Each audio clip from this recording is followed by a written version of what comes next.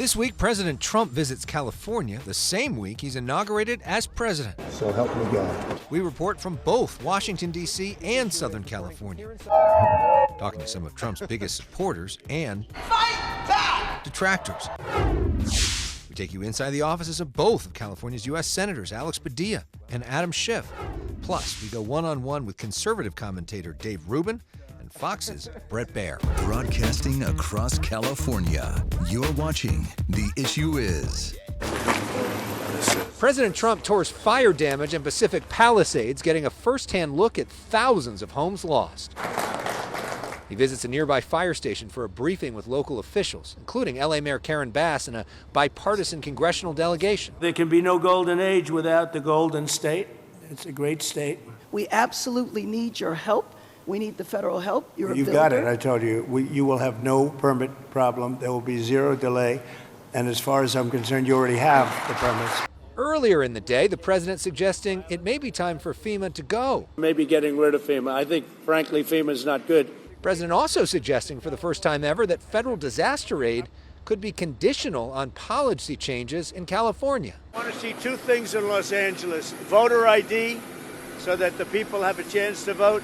And I want to see the water be released and come down into Los Angeles. Young Kim is a Republican congressmember from Orange County. But he says he wants to condition that aid based off of voter ID in California and changes to our water system. What say you to that? I can understand why he's saying it because, state of California has a lot of problems. I'm not defending any current policies, but it's unrelated. These are working people. These are working class people. That was one of the most unusual meetings that I've ever been in my history. Judy Chu represents Altadena, devastated by the Eaton fire. I like to be optimistic, so that's why my ears perked up when I heard the words, California will get what it needs. I like that. That was encouraging. But what he said was what it needs, and then he said right after that about permits. He didn't necessarily say I know. relief. I did not hear him protest about disaster aid, so I felt that was a good thing. Governor Gavin Newsom greeted the president on the tarmac warmly at LAX, but was not invited to the meeting at the fire station. We spoke with the governor the day before in Pasadena. $2.5 billion effective immediately. Newsom signing a bipartisan $2.5 billion fire relief bill. Senate President Pro Tem Mike McGuire hopes the federal government will eventually reimburse California for this money, as they have in every past federal disaster. The city and county of LA contributed $20 billion in federal taxes back in 2021. That's more than all but 4 states in the United States of America. We do our fair share. Our week starts in Washington with Trump's historic inauguration. Congratulations, Mr. President. Show me my daddy, my hero. We see block after block after block of Trump supporters, some showing Trump bling. Trump likes a little bit of gold, so we thought we would wear it. Right now, all of the Trump material is flying off the shelves, and shirts like My Body, My Choice and Resist, no one seems to be buying. There's a relatively small gathering of anti-Trump protesters over the weekend, including some from California. I feel like we just have to keep trying. Once in office, Trump issues a flurry of executive actions. Could you imagine Biden doing this? I don't think so. The president declaring a national emergency at the southern border. James Gallagher, the top Republican in California Assembly, says that's overdue. We've seen this. Millions of people have come into our country. We have no idea who they are. We know that we have criminals that are committing crimes against our citizens and other immigrants. A different view from L.A. Congresswoman Sidney Kamlager-Dove. I'm certainly concerned. I think it raises the opportunity for citizen vigilantism and profiling and folks to be considered guilty before they are innocent. The president ordering troops to the border and vows to end birthright citizenship for kids of illegal immigrants. Robert Garcia is a Democratic congressman from Long Beach. What we don't support is the idea that we're going to go after young people in this country, kids that are in college, that all they know is the United States, and somehow ignore that this is, quite frankly, un-American and illegal. The nomination is confirmed. We also visit the U.S. Senate side. So this is it. This is the office. This is the office. Yeah. Senator Boxer was here, and Kamala Harris, and Senator Butler.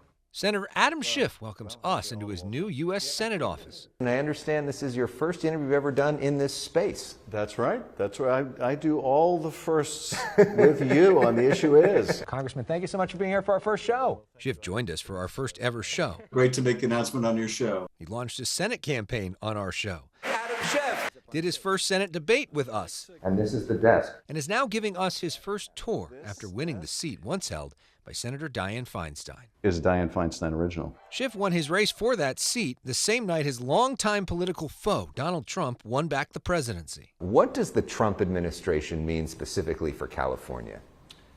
Well, it means that we're going to have to work hard to make sure that we're not in a constant collision with the president, that we protect California's interests and our values, but at the same time look for opportunities to work together to bring down costs, to build more housing.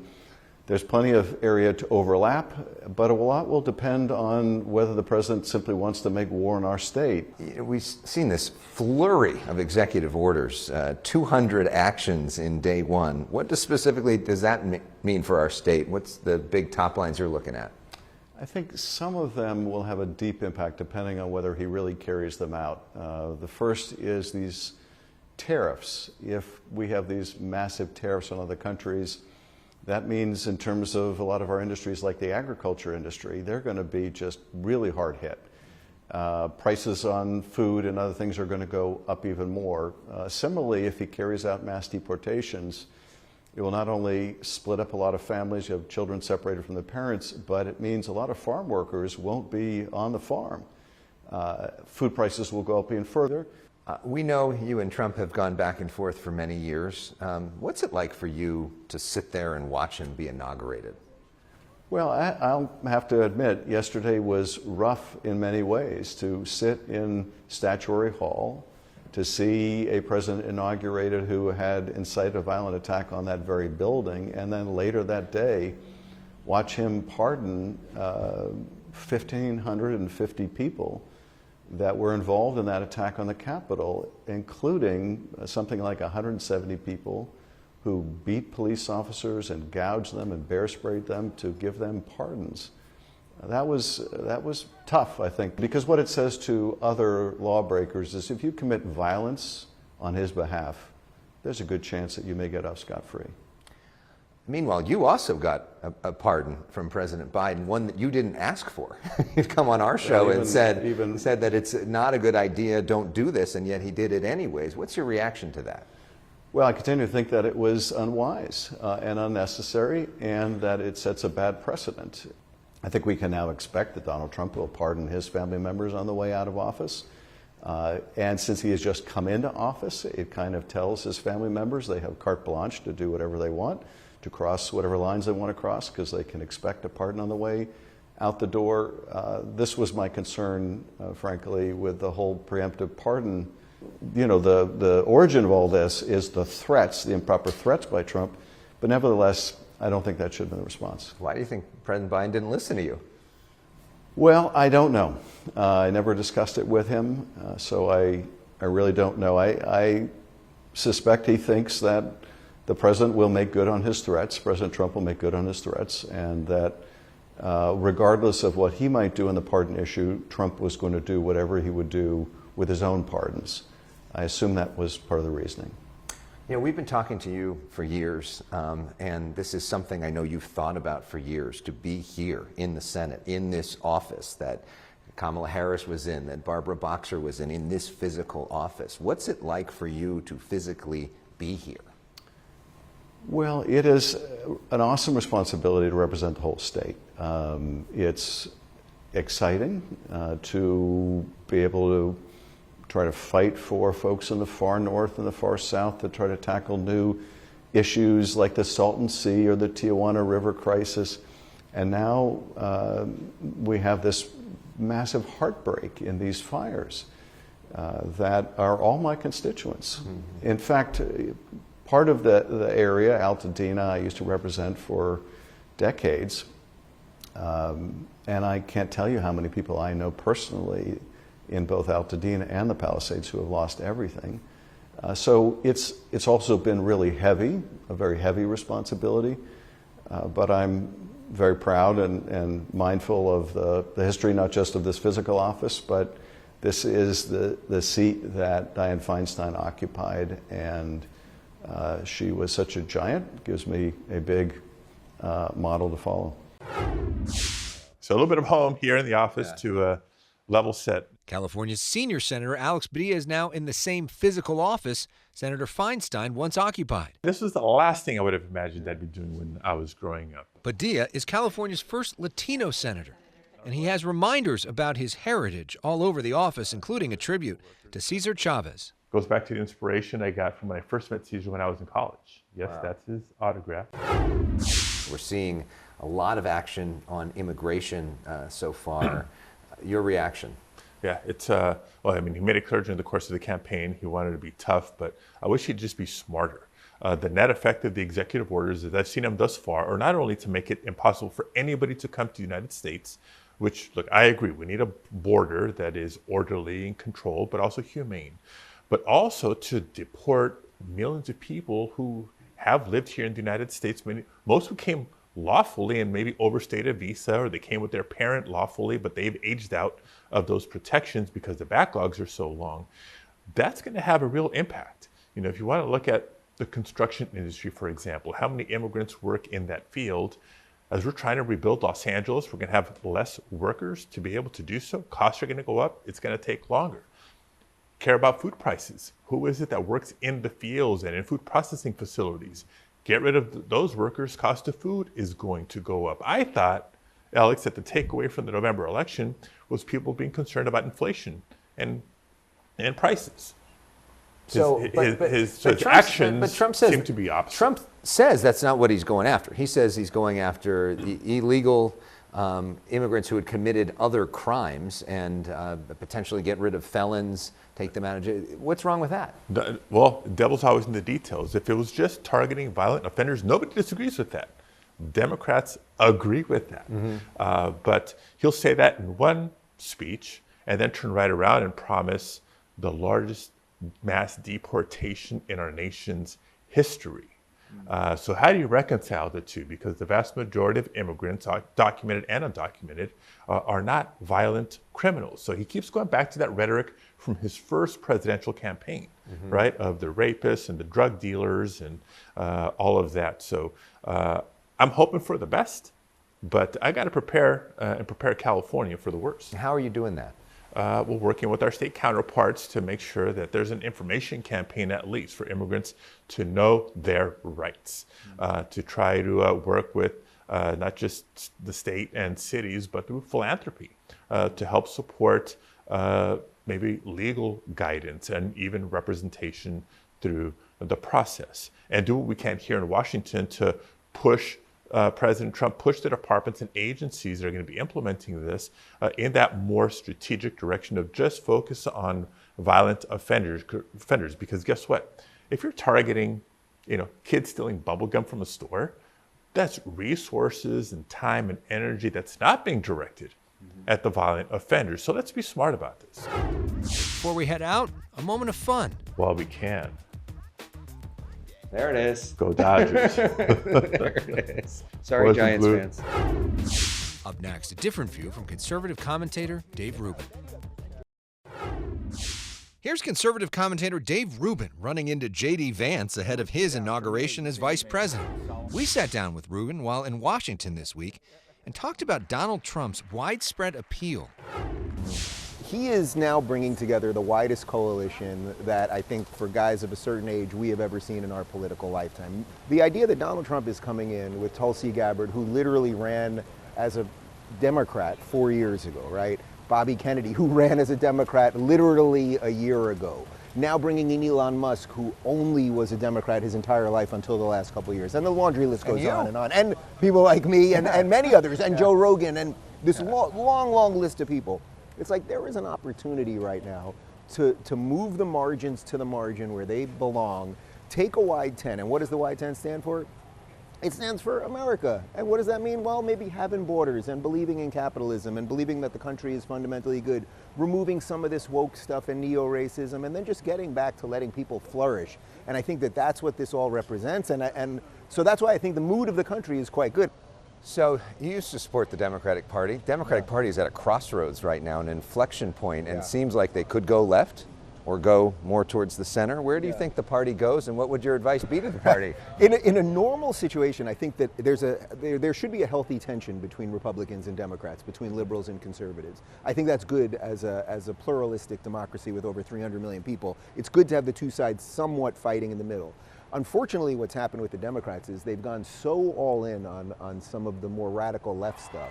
At the moment, I honestly think the best thing for the country is really the destruction of the Democrat Party, and then maybe a cycle or two down the way, they can get rid of the wokesters and a phoenix can rise out of the ashes. But for now, I just think they've made their choice. They ran the worst candidate possible in Kamala Harris, someone who had none of her own thoughts but just was a perfect representation of the woke machine, and America soundly rejected it.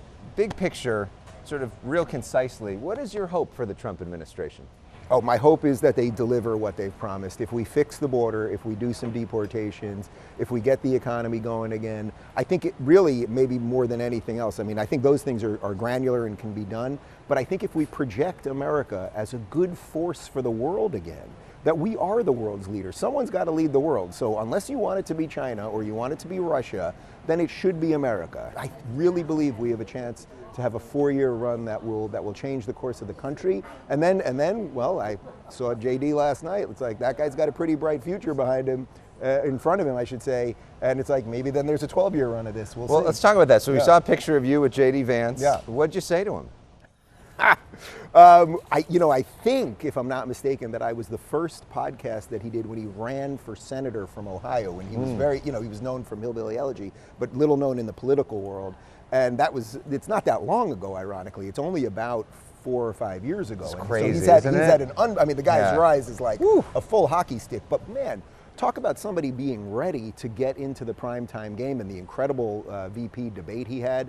I don't want to say what we said privately, other than I wish him a lot of luck, and I think he's ready to do this, and I think he's excited, and you can feel it, and that's where we started. Did he express gratitude to you?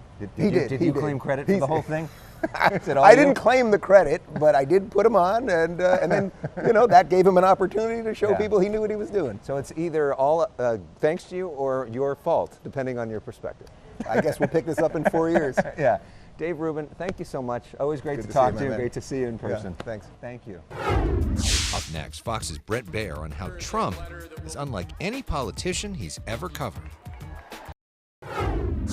We've never seen anything like this. During Trump's inauguration, close to 11 million people turned to Fox's Bret Baier, more than twice as many viewers as any other network.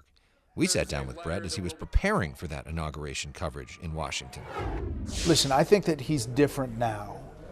I've noticed in dealing with him. I think he's more comfortable in his skin. I think he's been there before, so he knows a lot more about what he wants to do. And more importantly, the people around him have been preparing for 4 years to do what they're doing. So hence you have all of these things that'll be laid out in the first hours. You spent a lot of time with him on camera. You spent a lot of time with him off camera. What's he like off camera? What's the behind the scenes Donald Trump like? Yeah, I think there's a lot of people that know him off camera. I've played golf with him a few times, and I think he's very funny, first of all. And I think that most people, Democrats even, when they're in a room with him, know that he works the room and kind of can ask people questions, make them feel like they're the center of the universe in that moment. So he's really good at working a room and talking to people. Now, when he gets something in his mind, he's pretty determined and can say things that everybody goes, wait, why did he say that? And he talks a lot about fake news, but he also consumes more news than just about anybody, right? He does. I mean, you think about that sometimes, that the president's watching? Of course, yeah. Sometimes we talk to him directly. Mr. President, if you'd like to weigh in, please, shoot us a line. Yeah, and you hear from him sometimes too, right? Of course, yeah. He, with a lot of people, not just Fox, with ABC, there's all kinds of reporters that get phone calls just to check in. And I think Listen, for me, that's very helpful. Off-the-record conversations about where his head is, I think, help inform our voters. And we'll continue to ask tough but fair questions. I've got some interview requests coming that I think will come around, and hopefully it'll lay out a picture of where he sees the vision for the country. When we think of this moment, you are the #1 anchor on the #1 network. How do you think about that responsibility, and why do you think that Fox News has become the destination for so many people? Well, first of all, it's an honor. It's always been an honor to sit in a seat where people were paying attention to political or world news, and it's what I love to do. You love to do it too. Yeah.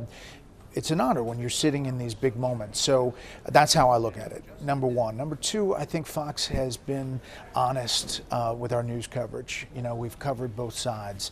We've given Democrats and independents and Republicans a voice to be heard, and it wasn't one-sided. So I think over time, that coverage has built a trust, and we take that very seriously. So obviously we have an opinion side that's really forceful and good at what they do.